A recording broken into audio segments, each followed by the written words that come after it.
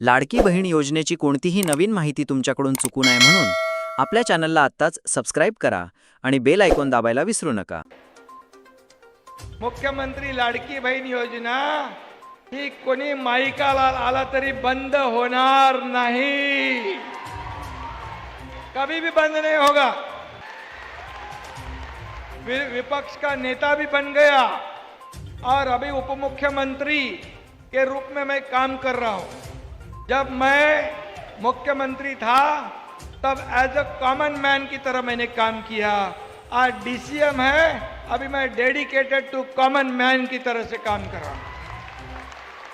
मैं जब मुख्यमंत्री था तभी भी कार्यकर्ता बन के काम किया है और आज भी आज पण मी कार्यकर्ता म्हणूनच काम करतो आहे।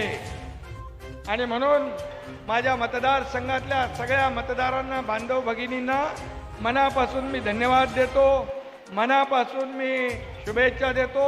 आपल्यामुळे महाराष्ट्राची सेवा करण्याचं भाग्य एकनाथ शिंदेला मिळालं। या मुख्यमंत्री लाडकी बहीण योजना चालू आहे ना, कोणाकोणाला मिळतात पैसे हात वर करा। आपको मिल रहा है ना पैसे? मुख्यमंत्री लाडकी बहीण योजना ही कोणी माईकाला आला तरी बंद होणार नहीं, कभी भी बंद नहीं होगा, ये मेरा वादा है। और जिसका कुछ चालू था और बंद हो गया है उसका भी जरा केवायसी करके देख लो क्या है, त्यांचं काय प्रॉब्लेम आहे तोही बघा, तोही आपण सॉल्व करू। ठीक आहे, ते प्रॉब्लेम आहे ते आपण दूर करू। आणि म्हणून सगळ्यांना शुभेच्छा। एक कुठलं ते गार्डन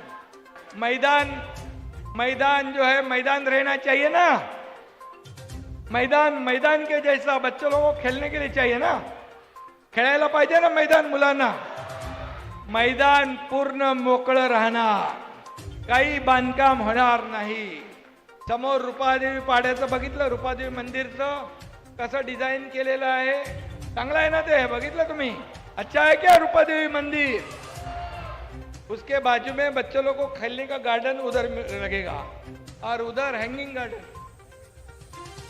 होएगा ना।